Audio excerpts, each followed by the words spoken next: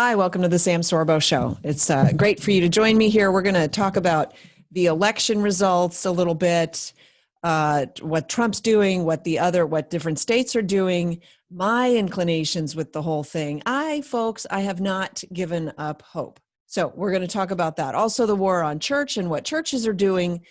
Rest assured, this is a war on church. I feel very strongly about this. And so we'll get into that a little bit. And then also, did you hear about this high school teacher who was caught red-handed? I'll have more on that in a moment, and a guest. So stay with me. This is the Sam Sorbo Show. Thanks so much for joining me. First, let's talk a little bit about the election results. I saw the most amazing video the other day, this morning, I should say. And I'm going to get better with the technology. I'm really struggling with it. I'm very excited that in January, I will be moving into a new studio and it will be better laid out so that I can manage what I need to manage. Anyway, video shown today online of the actual live feed on the television of what was happening during the election in the various states, Pennsylvania to be specific, because it showed that in Pennsylvania, at a certain point in time in the evening, President Trump had, I can't remember the actual figures, but it was a figure like 1,700,000 votes, and Biden had 1,400,000 votes in Pennsylvania.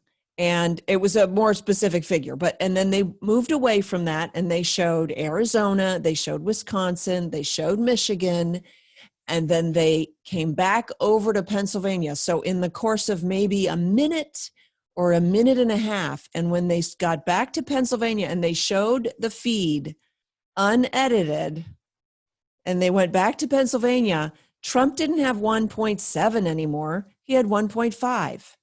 And Biden didn't have 1.4 anymore. He had 1.6. In theory, your vote totals during an election should only be going up. They should never go down. And certainly they shouldn't drop by 200,000 votes. And yet you have the left saying, there's no fraud. This was the cleanest election in the history. In fact, one of the election officials actually came out and said that this was the cleanest election in the history of elections, which is just a blatant lie. There's absolutely there's no way to back up that statement, frankly. That statement's ridiculous. And that's from our election officials. So I got to tell you, there's some hanky-panky going on. There's absolutely no doubt in my mind. And we really ought to be paying very close attention, which I think Trump is doing. He's calling for a full forensic audit of all the mail-in ballots. And the problem, oh, that's lovely. The problem with that is that, sorry about that. See, I am really challenged with all the technology. The problem with an audit of mail-in ballots is, well, okay, he's calling for the audit, not the recounting. I was going to say, when they say, oh, well, we should recount them, if they're fraudulent ballots, they should not be recounted. There's no reason to recount them if they started out as fraudulent. And by the way, folks, we are not alleging that there are a bunch of voters out there who purposely defrauded the system, in the sense that there are a bunch of fraudulent voters out there. At least that's not all that we're alleging. I do believe that there are people who voted fraudulently. I do believe that there are people who voted more than once, which is illegal. I do believe that there are some of those people. However, the reports are showing that there were 100,000 mail-in ballots that were not folded. They had no creases. If it has no crease, one, it was never mailed out. And two, it was never mailed back in. That makes it fraudulent. That it loses its status as a mail-in ballot. Number two, we're alleging that the Dominion voting machines actually just were programmed to flip votes. And we have credible evidence that shows that they could do just that, and then in some instances that they actually did just that. So there was a there was a hearing in a hotel in Philadelphia, which is interesting because Philadelphia was the seat of the independence movement back in the 1700s. So it's kind of intriguing that all of this would play out in Philadelphia. And they had this hearing, and one of the people who convened the hearing was asked, why in a hotel? Why not at the state capitol? Why not in the Capitol building where this belongs, with lawmakers and, you know, general inquiry and all of that? And his answer was, because of COVID, they needed a large enough venue. He wanted to make sure that they had numerous witnesses to the hearing. And you probably saw and heard pieces of it, at least. Giuliani was there asking questions.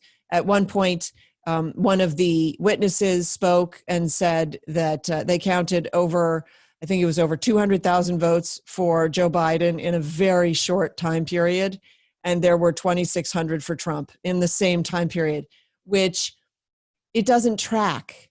These are anomalous. They are not statistically, it's not even probable isn't the correct word. They're unfathomable statistically because they defy all the statistical rules. The idea that, in fact, Giuliani asked about this, the curve typically is a gradual slope, but then at the time that they shut down the ballot counting and sent the observers home, the, you know, so-called neutral election observers, they sent them home.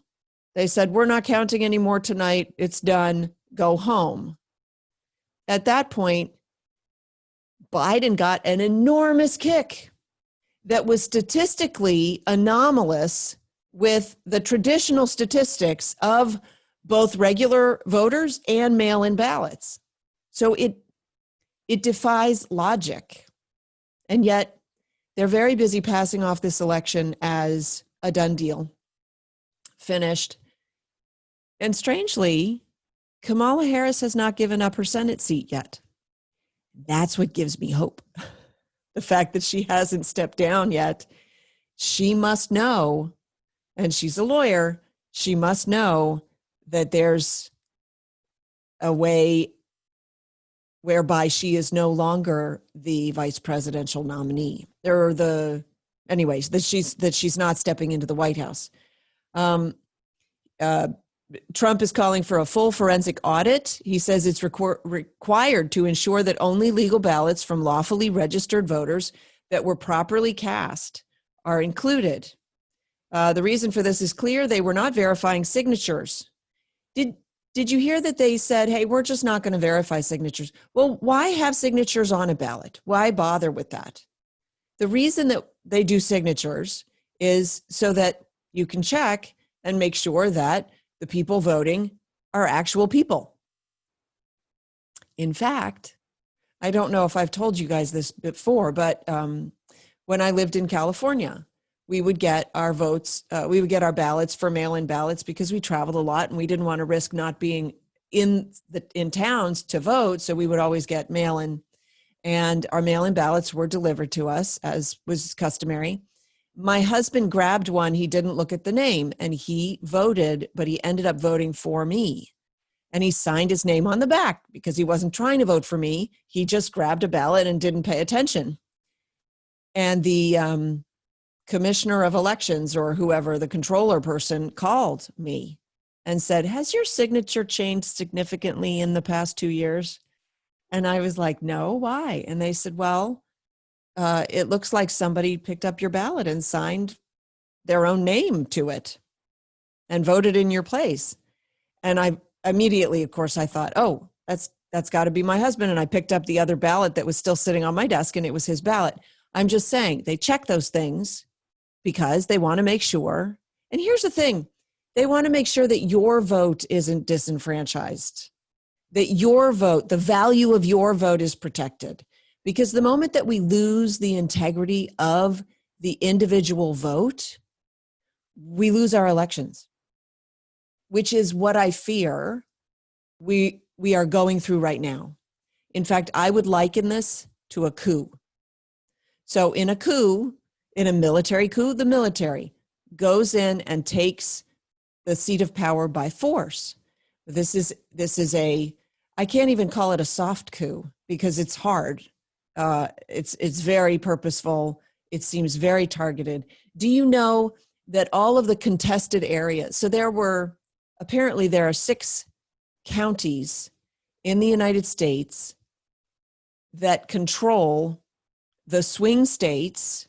They can actually overwhelm the swing state to then vote in the direction that is advantageous to whoever controls those counties.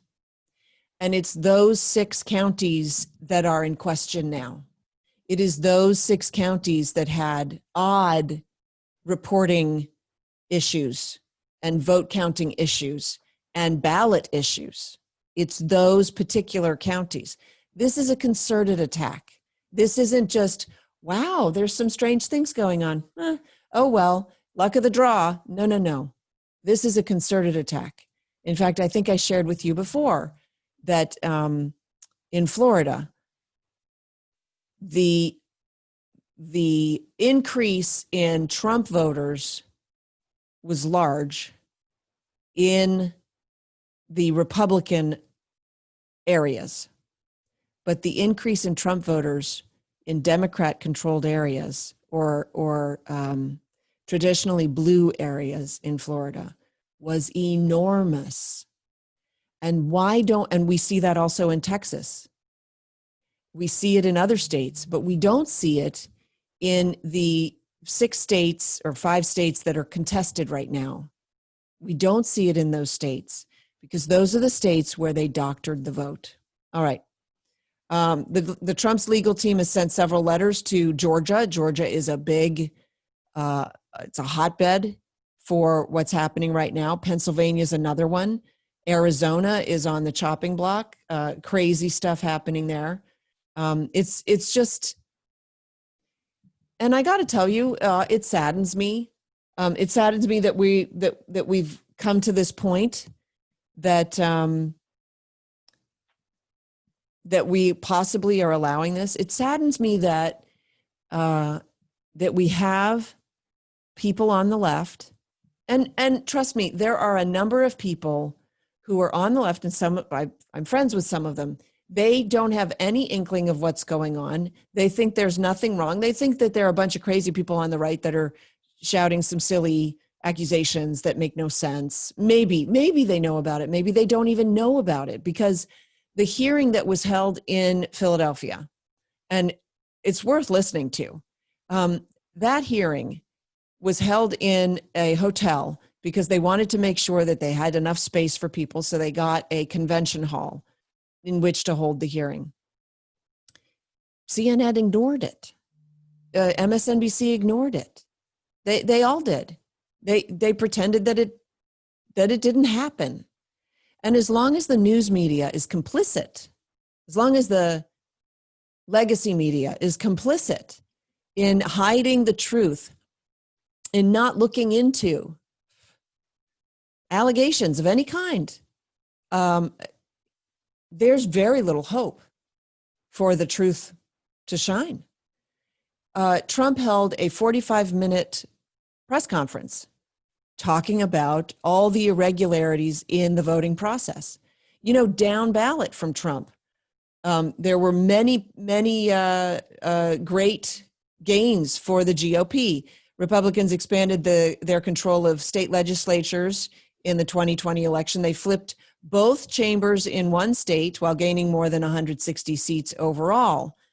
Their lead over Democrats thus increased to more than 700 seats, about 67% from over 400, okay? That number could still change because there are still a couple of contests that are as yet undecided. But the gains bring the GOP to a total of more than 4,000 seats. The largest boost for Republicans occurred in New Hampshire, where again, this is off the Epoch Times, by the way, a gain of 61 seats flipped control of both chambers to their side. A major gain of 21 seats in West Virginia ensured GOP supermajorities in both chambers. Another pair of supermajorities came as a benefit of 15 and 10 more seats in Kentucky and Montana, respectively. They gained. And so, of course, Donald Trump suggested that the state level successes must indicate that something is amiss with the presidential race. It must be. How could all of that have happened? And yet he's the one, he said, so I led this great charge and I'm the only one that lost? Look, I'm just not buying it. You're just going to have to convince me. Okay. Biblical mandate. So California churches are now ready to defy Governor Newsom after the Supreme Court ruled. Greg Farrington's a pastor of a Rockland megachurch that's been defying California's pandemic restrictions on indoor church going.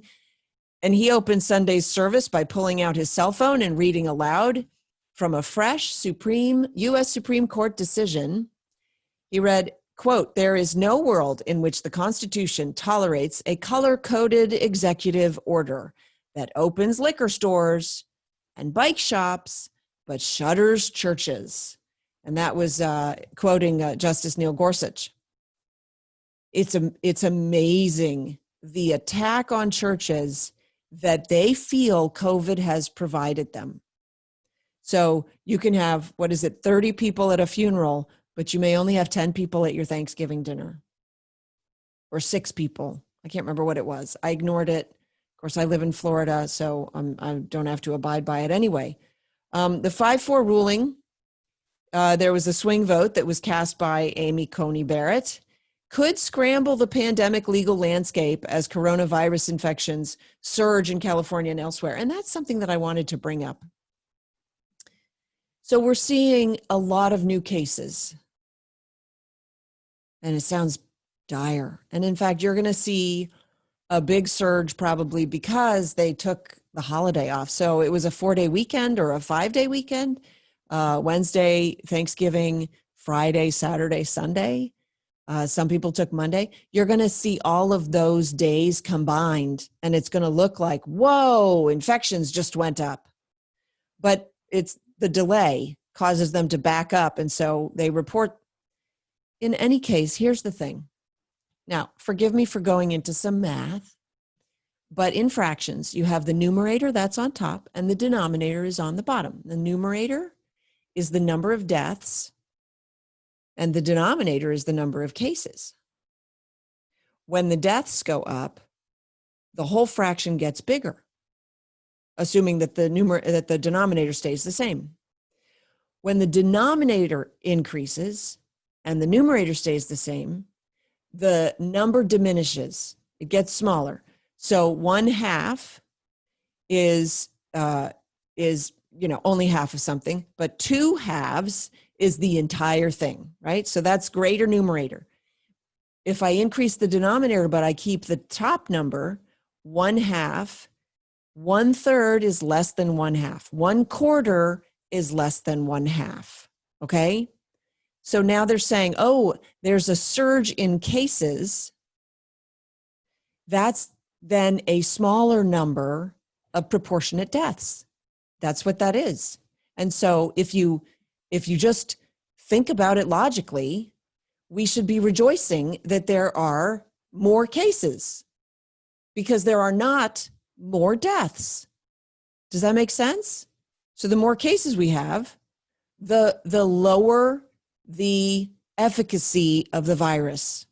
It has less efficacy. It is less deadly. Let's put it that way. It's less deadly. And that's frustrating for somebody who thinks logically to look at that and go, but that's good news. More cases is good news. And I'm sorry, I'm hearing so often now. And yes, I hear the horror stories of the poor people who have contracted COVID and they were stricken ill. There was a study that just came out. Johns Hopkins published it and then retracted it. But apparently there was a study that came out that said that the overall death rate in the United States for overall number of deaths in the US has not budged. So same death rate as last year. What? How can that be? Well, apparently people aren't dying of other things, but they sure are dying of COVID. But they're not dying of other things. I'm sorry. It doesn't pass the smell test. So in California, the governor is saying, hey, you have to do this and you have to do that. And you have to, and by the way, there's absolutely no science for what they're mandating. It's not like there's a study. It's some of it's common sense. You say, well, if you limit the number of people who can meet, then you don't have the transmission. But who's to say that transmission is bad? We don't have the verdict on that. Maybe transmission is good because the more people who get COVID, then the less effective it is. And we can get through this and it won't be as infectious. Maybe. I don't know. I'm just making this suggestion. My real suggestion is that we're not really thinking about it in the way that we should. I guess that's the best way that I can put that. All right. So moving on. Where are we going here? Biblical mandate. So there's a California, I talked about this, the California churches that are ready to defy Governor Newsom. And I think I talked to you guys about my former pastor, or my pastor, I should say, because he's still my pastor in California, who was just basically challenged. Governor Mike Huckabee went on some news program and said, Newsom has said that he doesn't want churches open, but strip clubs are okay. We can open strip clubs. So why don't pastors just go in front of their congregation and do a short striptease and call themselves a strip club, and then they'll be open? Which unfortunately is exactly what my pastor did, because he can't take a dare and he can't ever turn down a dare. So he literally went out there and they played, the real sort of, stripper music. Anyway, I don't know. He went out and he did a funky dance and he looked ridiculous and he took his tie off and he threw it to the crowd. And some people in the crowd actually held up dollar bills. It was embarrassingly funny. It was very funny. I just think that, and then in his sermon, I will say, he called on churches to open. He said the church should not be cowed by unconstitutional overreaches by governing officials who really, they're just too big for their britches. Capital Christian Center is a Sacramento area church, very large church. They're now looking at whether they can reopen for in-person attendance in light of the Supreme Court case. And the church's chief operations officer, Jason Batt, said, we are taking a fresh look. We're reading the ruling in depth. He added that Capital Christian believes it, quote, can safely host in-person services, end quote, but is also consulting with state and local health officials. Now, what safely is he thinking about? And that brings me to another topic that I think we probably don't discuss often enough, and that is the idea of risk management or risk taking. What does he mean by safely? Safe from what? For God has not given us a spirit of fear, but of a sound mind, right? Of love. Anyway, safely. I bristle at a church official wondering if it's safe to open the church this far down the road, when it is so clear, so evident that they want to stifle the church. They're not looking to save people. Unlike the church, they're looking to stifle people. And so I just, I would encourage you, if your church is not open yet, perhaps it's time to shop for a new church. I'm just saying, churches ought to be open. And yeah, if you're uncomfortable and you want to, look, if you think that the mask is protecting you, I've read the research. There's no research that indicates that the mask has anything more than a 0.02% efficacy. But if you want to wear a cloth mask, and by the way, one of the best ways to fend off COVID is to make sure that you are well oxygenated. And so how do you do that? Certainly not by wearing a mask. But if you feel like, you know what? I can't even have that conversation. I think it's so silly. Dean Broyles is a lawyer representing Cross Culture Christian Center, which is another California church. And he says the New York ruling shows the Constitution is not suspended by the virus. It's that simple. Churches shouldn't be closed because Governor Newsom said church is bad, which is really what he's saying. If you want to close for other reasons, that's, I suppose, between you and God. Did you hear about this? Elliot Page is a young actor who considered used to be a woman.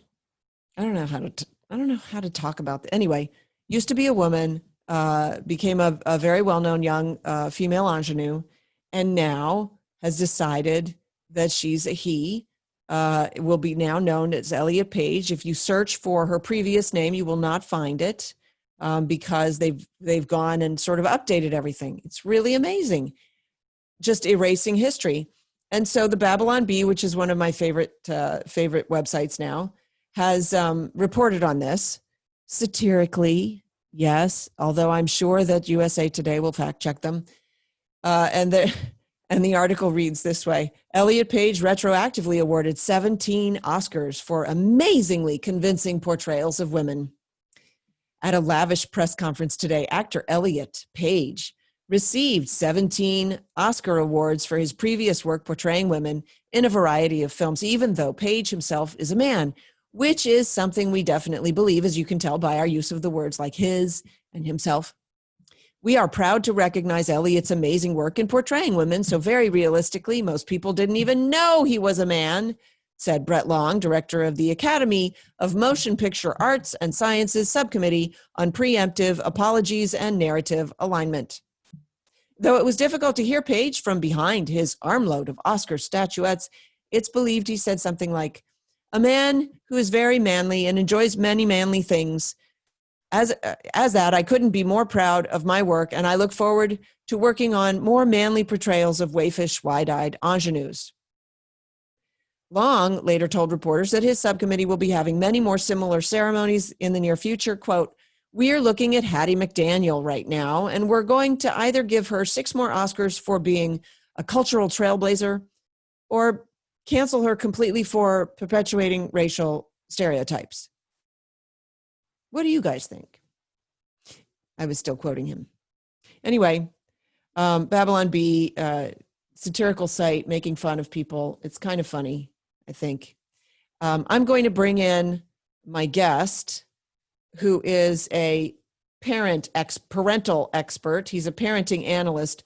Armin Brott is joining me. You might know him as Mr. Dad. He's the author of The New Father, A Dad's Guide to the Toddler Years, he's got a nationally published columnist. He writes on manhood and fatherhood, and he's the host of Positive Parenting, which is a weekly talk show. And welcome to the program. Well, hi there. Thanks for having me. So I don't see you. Are you on video? Because this is video. I'm on video. How do I fix that? Not sure.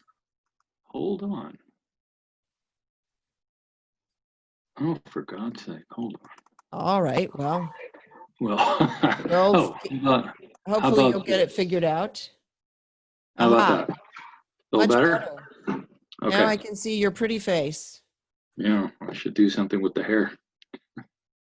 Okay. So, you pitched me talking about Rand Paul, talking about Fauci's latest comments, I think. He owes an apology to every single parent and school-age child in America. So where do you fall on the spectrum? I know we've got people that are insisting that kids go back to school and people who think that that's probably not a good plan. What do you think? Well, I think the truth is, as with most things, is probably somewhere in between. What would have been nice is if we would have had some consistent guidance from the very beginning about this whole thing, but that may be too much to ask these days.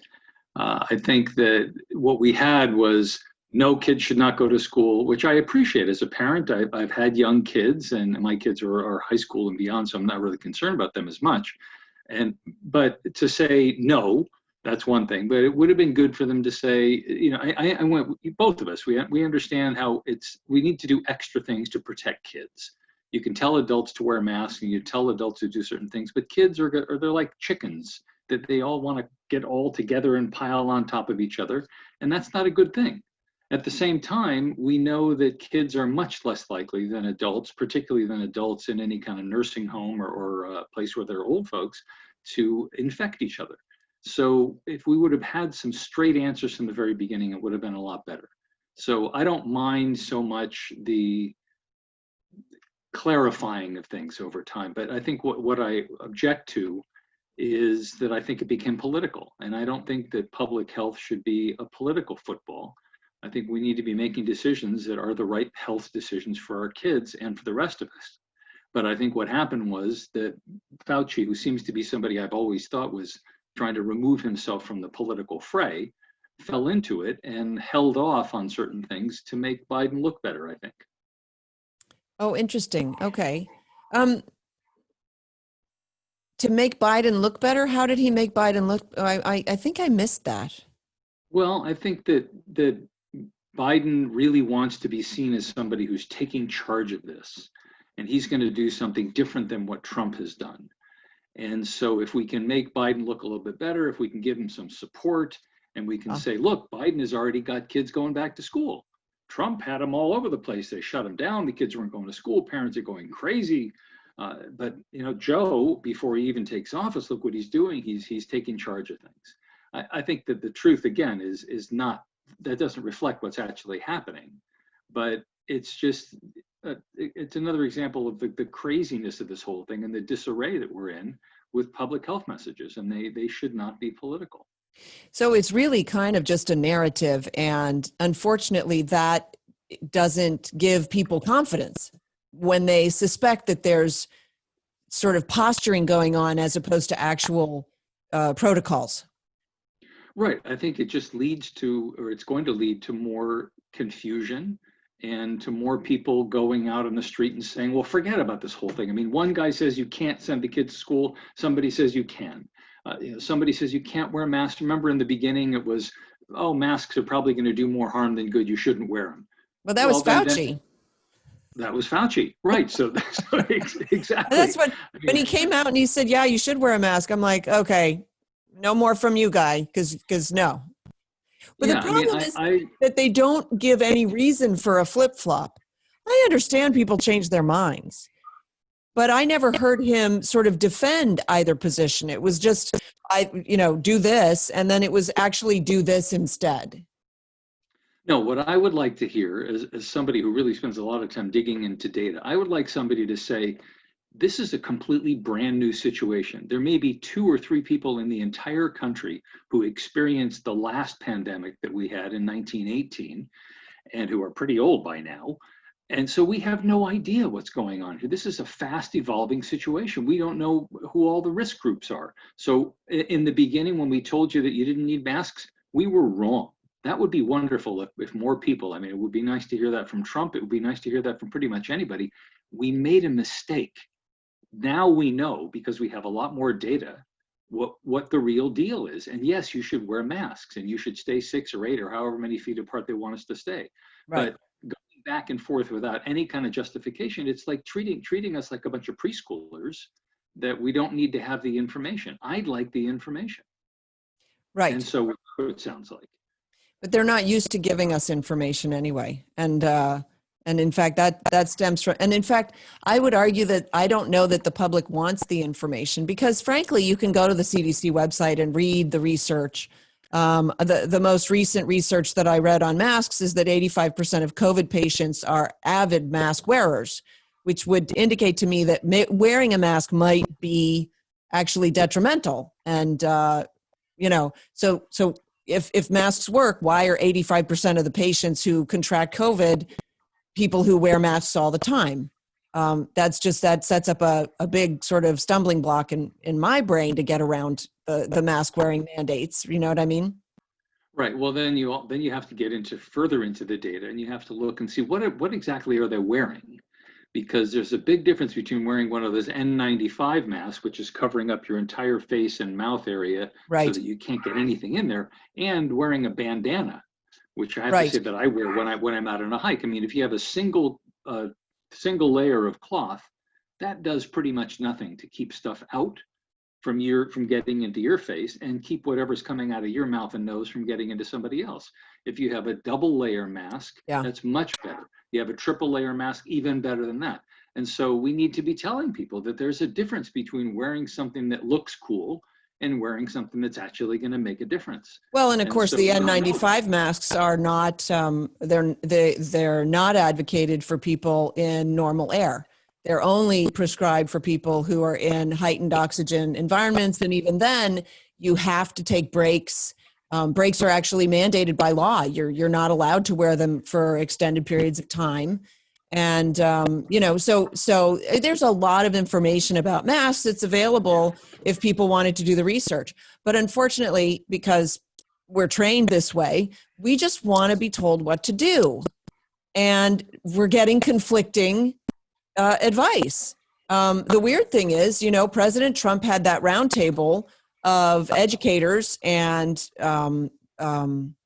educators, administrators, and parents all clamoring to get the kids back in school without really any consideration for safety protocols. Just make them safe and get them back to school. Just get them back to school because they have to get back to school. Okay, but I struggle with that because what about safety? And then on the flip side, you have Joe Biden saying we're going to have to lock down the country, but let's put kids back in school anyway. I mean, it's an odd conflict. Yeah, it's really frustrating. I mean, I completely get it. It's really frustrating because parents really do want to get their kids back in school. We know that kids do better when they're in school. There's a lot of issues about kids are just not making it. They're missing the social aspect of education. They want to connect with the teachers. I mean, especially the younger kids. Well, that's another thing is you put kids back in school under COVID restrictions, the social aspect is gone. And I'm a homeschooler, so I would advocate, please don't put your kids back in school, regardless of what they say about COVID. Keep them home and homeschool them. So to me, this is a tremendous opportunity for parents to explore other avenues because I'm not convinced that kids just do better in school. In fact, a lot of kids don't do better in school. Right, so, it's not a one size fits all. So what would your advice be for parents? Because you're a parenting expert, what's your advice for parents who, let's take two scenarios. You've got the parents whose kids can go back to school and they're wearing masks and everything. What's your advice in that situation? And then we'll take the other situation where they don't have the opportunity to go back to school. Everything's online now and they're struggling. Yeah. I think if the parents are in a position where the kids can go back to school, whether it's local regulations or however they figure that out, if their kids are allowed to go back in school, they should send them. I think they should send them with masks and they should instruct them about how to behave. And the moment they hear about somebody who's coming down with symptoms, they pull the kid out of school.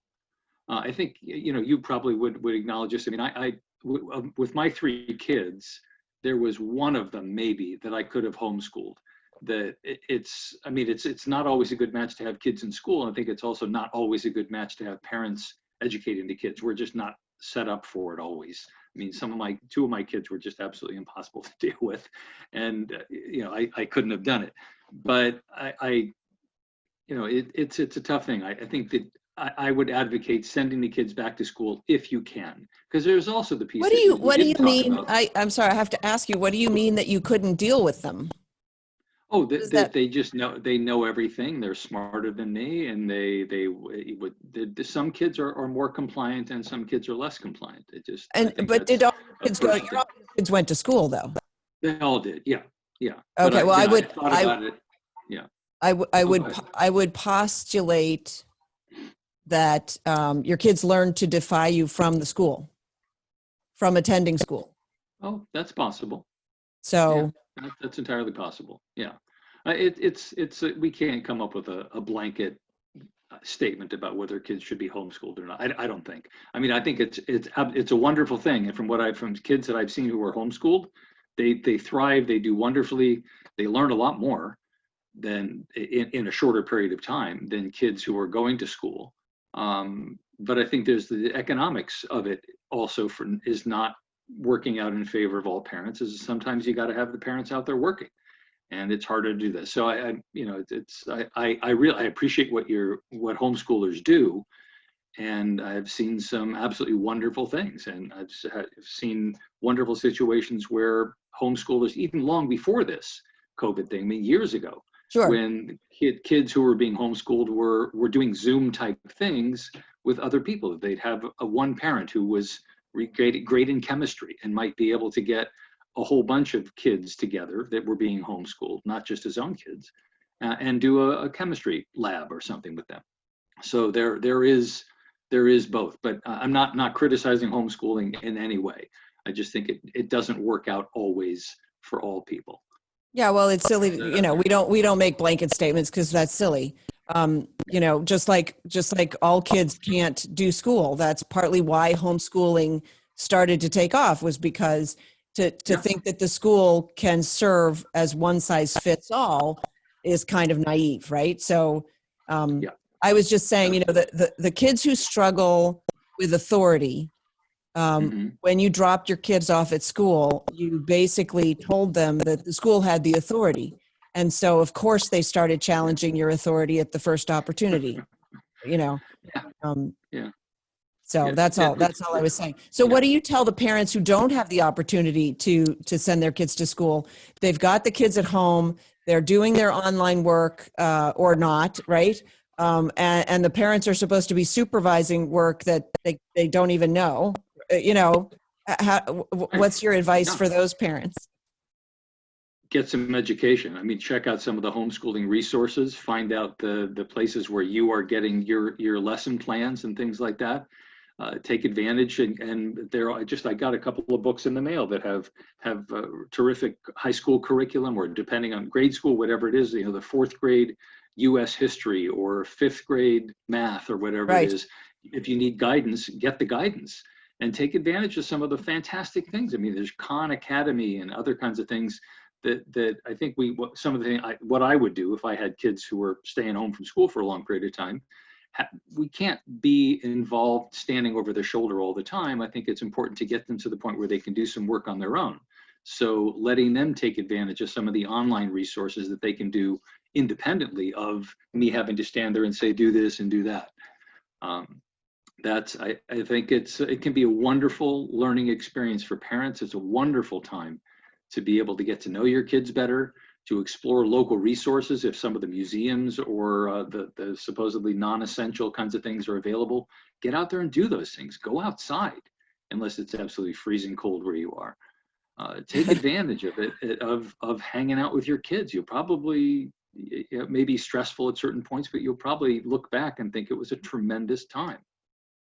That actually has been my hope since the beginning, is just that the parents could take advantage of this. I love your suggestions for, dive in, get a little bit muddy and take a look at what's going on and see if there are any openings for you to become part of the narrative for your child, and use the time to bond with the child, even if it's cold out. Of course, I'm in Florida, so I can't really comment on that, but yeah, put on your boots. California. Yeah. And you're in California, so you also. Yeah. But I mean, I would think probably a lot of parents out there would acknowledge that looking through, I was flipping through this fifth grade history book and thinking, that doesn't sound familiar. There's some stuff that we could learn if you want to be humble about it. There's a lot of stuff that we've forgotten and a lot of stuff that might be really fun to learn. And it's fun to also to read the books that your kids are reading and have a discussion with them, talk to them about it. You probably haven't done that for a long time. It's a great way, again, to know your kids and to know what they're doing and to keep up with them. I think it's fantastic stuff. Yeah. All right. Well, Armin Brott. It's an opportunity we shouldn't miss. Agreed. Thank you so much, Armin Brott. The name of the book is The New Father, A Dad's Guide to the Toddler Years. You're well out of the toddler years at this point, aren't you? well out of. I'm fortunately not a grandfather yet, but it's the kind of thing people keep asking for. The books have been out and I keep updating them because things are changing. We can talk about that at some point if you want, about all the many, many different technological things that have changed just in the past 10 years as far as what toddlers have at their access, at their fingertips, and what we Yes. want them to have versus what's available. Yeah. Well, I think people are going to have to get your book then, because All we're out of time. Thank you so much for coming on the program. Great to speak right. with you. Hey, thank you. Bye. Thanks.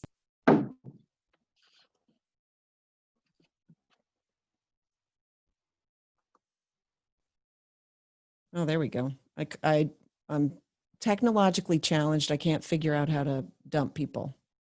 Oh, that sounded mean. I didn't mean that to sound mean. Okay. So, but we're still going because I do have a few more minutes, and I have to do a little bit of a recap on what that just was. He was not what I thought he was going to be. Very interesting. Did not want to attack homeschooling at all, but certainly believes that school is much better for the kids. And at the same time admits that homeschoolers tend to excel. They learn more in a shorter period of time. It's kind of weird, but not everybody can homeschool. And part of the reason that he said he couldn't homeschool is because his kids were unruly and they lacked discipline, or they lacked respect for him. And I've talked about this a lot. In fact, I'm excited to tell you about a new project that I'm working on. I won't tell you the name yet, but I'm very excited about it. And I'm going to be offering online coaching for parents who are new or veteran homeschoolers, just online coaching that will be available. If you're interested, go to my website, shoot me an email. I'll put you on the mailing list, and I will be sending out a few emails with regards to that. I'm just getting that up and running. Forgive me. Again, I'm technologically somewhat challenged, but I'm hoping to have that up and running from my new studio in the new year. And I'm very excited about it because I've been coaching parents for a while now. And I have discovered that the challenges that we have as homeschoolers are by and large parenting challenges and not schooling challenges. Yes, to a small degree, there are some schooling challenges that parents feel inadequate to grade their children's papers when the kids get into upper grades, or they're just no good at math and they don't want to take the time to try to sit and puzzle it through, or other things. But typically, the challenges that parents face are disciplinary challenges, parenting challenges, relational challenges. And so I've decided that I'm going to offer some counseling. Is that what the way I want to term it? Coaching. Offer coaching, offer suggestions. I had a gal approach me the other day. She's struggling with her daughter, and she's looking for ideas and opportunities for overcoming this challenge that she and her daughter are both facing, frankly. They've been homeschooling for a while, and they've sort of run into some doldrums. And what are ways to sort of snap out of that and encourage each other. And, that's a meaningful conversation to have. And so I think that it would be helpful to have people Zoom conference in and have a one-on-one conversation that other people can hear and maybe glean some information for themselves from. So that's what I'm planning on doing. Again, samsorbo.com for more information on that. And finally, before I leave you, a high school teacher allegedly naked and masturbating during a video conference. This is according to police out of New York, Staten Island. A high school teacher there, naked and masturbating during a video conference on Monday, is now under investigation, and that's according to law enforcement and the New York Daily News. The unnamed teacher works at Tottenville High School. Oh, thank goodness it's a high school, at least. And the incident occurred during a Google Meet call. You'll recall Jeffrey Toobin, who was a commentator and a staff. He was on staff at the New Yorker. The New Yorker fired him. He's still with CNN. They gave him a leave of absence, and they said that he was dealing with some personal issue. So they granted him a leave of absence. He exposed himself and was seen masturbating during a Zoom conference call with coworkers to talk about whatever current events or whatever. What are you thinking? You what? I mean, I'm sorry. That's just crazy. The education officials from the school said, now, mind you, they don't know if there were, they haven't released yet whether the video conference meeting had children present, students, was just a conference with other teachers, or maybe it was just a porn conference. I don't know. Education officials said this extremely disturbing alleged behavior has absolutely no place in our schools. Apparently it has a place in your schools. I'm just saying. It was immediately reported to the NYPD, and that's according to a spokeswoman. And she said the teacher was immediately reassigned away from students pending the outcome of an investigation. Really? He'll go to a rubber room. You know what rubber rooms are? Those are the rooms that are reserved by the teachers' unions. And they house the teachers who have been accused of some inappropriate behavior. It has yet to be adjudicated. The teacher pulls a full salary while they're in the rubber room, but they are not permitted to work, because that is the grip that the teachers' unions have on the taxpayer. And the taxpayer ought to wisen up. I'm just saying. Did I tell you guys about my article on the Daily Wire? Very excited about that. I got so much feedback on that. People really loved it and reached out to connect with me, people who have curriculum and, you know, stuff like that. It's very cool. I talk about the COVID reset, and I've told you guys about the reset. And interestingly enough, John